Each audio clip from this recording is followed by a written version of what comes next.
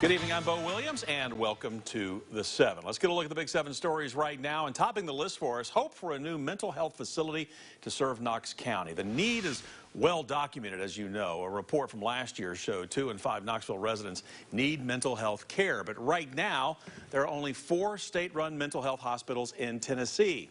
None of them are in Knoxville. While nothing has been formally signed or submitted, we're learning today a project to build a new mental health facility is in the very early stages. No mental health hospital has planted roots in the county since the Lakeshore Mental Health Institute closed in 2012. County commissioners passed a resolution last year urging state leaders to help build a mental health hospital. Knox County Mayor Glenn Jacobs says conversations about it are looking promising. Look at addiction, and that's very intertwined with mental health. The homelessness, that uptick that we're experiencing, again, a lot of that can be attributed to mental health. We don't want to just say, hey, we built this hospital and it's great. You know, we actually want to do things that have an impact on the community.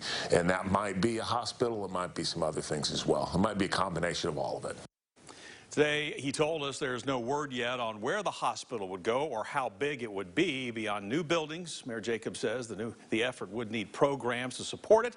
The McNabb Center is also hoping to build a short-term mental health facility at the old St. Mary's Hospital near the new public safety complex. Mayor Jacobs says renovations will begin in the coming months. Our next big story tonight on The 7 for you. McMinn County principal and secretary have both been indicted in a child sex crimes investigation. 47-year-old Jason Kennedy and 28-year-old Brittany Branham with Liberty Christian Academy had already been accused of sexual assault and a solicitation of a minor last August. Now, the McMinn County Sheriff is saying that he believes there were 4 additional victims dating back to 1996. He adds 4 of the 5 victims were students at Liberty Christian Academy. However, the sheriff says the 5th victim was not related to the school. Kennedy's new charges include sexual activity involving a minor, 6 counts of sexual battery by an authority figure, and 2 counts of violation of the Child Protection Act. Meanwhile, Branham has been indicted on a sexual exploitation of a minor charge. Any other victims of either Kennedy or Branham are being asked tonight to reach out to a detective with the sheriff's office by calling this number, 423-745-5620. Next now at 7, a man arrested and accused of killing his wife after apparently calling dispatchers to report that he had shot her. The Jefferson County Sheriff's Office says deputies were called to a home on Ingram Road in Talbot Wednesday night for reports of a shooting. Dispatch was able to track the phone call to the parking lot of the Mount Orb School on Dumplin Valley Road. Now, when deputies showed up to the school, they found 52-year-old Kenneth Belcher and arrested him. A weapon was found in his car at the home on Ingram Road. Police found 41-year-old Jennifer Belcher dead. Investigators say Belcher shot his wife after a domestic dispute. He is currently at the Jefferson County Detention Center facing a charge of first-degree murder. Next at the 7, now a murder trial ends in a conviction. The man blamed in that New Year's Eve shooting from just over a year ago has been found guilty. A Knox County jury convicted Detarius Southern on charges including second-degree murder, aggravated assault, reckless endangerment, and more. This goes back to December 31st, 2021, and a New Year's Eve celebration with Southern, his ex-girlfriend, and her new boyfriend, Terrell Kemp, attending. Prosecutors say Southern got into a fight with Kemp and shot him twice. A sentencing hearing is on the calendar right now for March 9th. The second-degree murder conviction could come with a sentence of 15 to 25 years. Our next big story takes us to Loudoun County. That's where 13 people are now accused of violating the sex offender registry. The Loudoun County Sheriff's Office says law enforcement officers from a number of different agencies have been working to check whether people on the state sex offender registry have been following the rules. In addition to the sex offender violation arrest, the Sheriff's Office says some others were taken into custody on drug and weapons charges.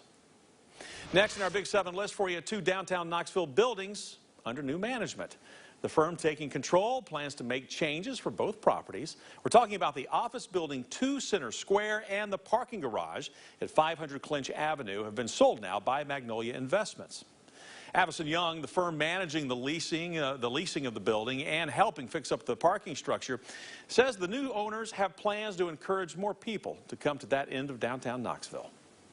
One of the plans we have is talking to retail tenants to kind of extend it down even farther from where it is now, because you come out of the Embassy Suites and the Tennessee Theater, and you've got the museum right next to us. If we can continue to bring that down a little farther, closer to the river, that'll continue to elevate the excitement that happens in downtown. What we're seeing is some parking going away thanks to new developments that are happening. So the Hilton parking garage is nearly 400 parking spaces right in the middle of the central business district. So we're going to come in with its location, really clean it up. It's going to be completely painted. We're looking at murals to go on both the east and west side to really change the entry to Knoxville.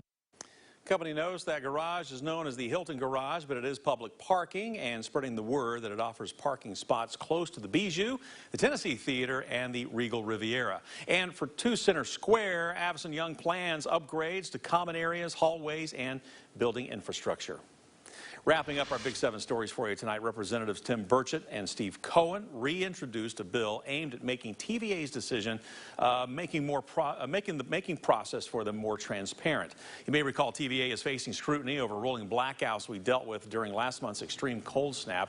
But Cohen and Burchett have been pushing for more openness. Even before that, TVA transparency bill refiled today was originally put forward last year.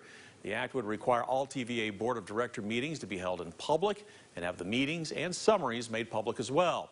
Burchett has been assigned to the House Oversight Committee and says it's a priority of his to make sure the TVA does what's right by the people.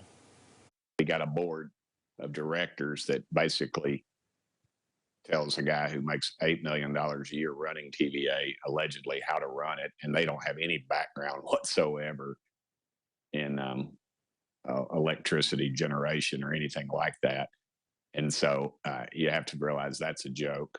And so anything they do, I look at with a little bit of disbelief.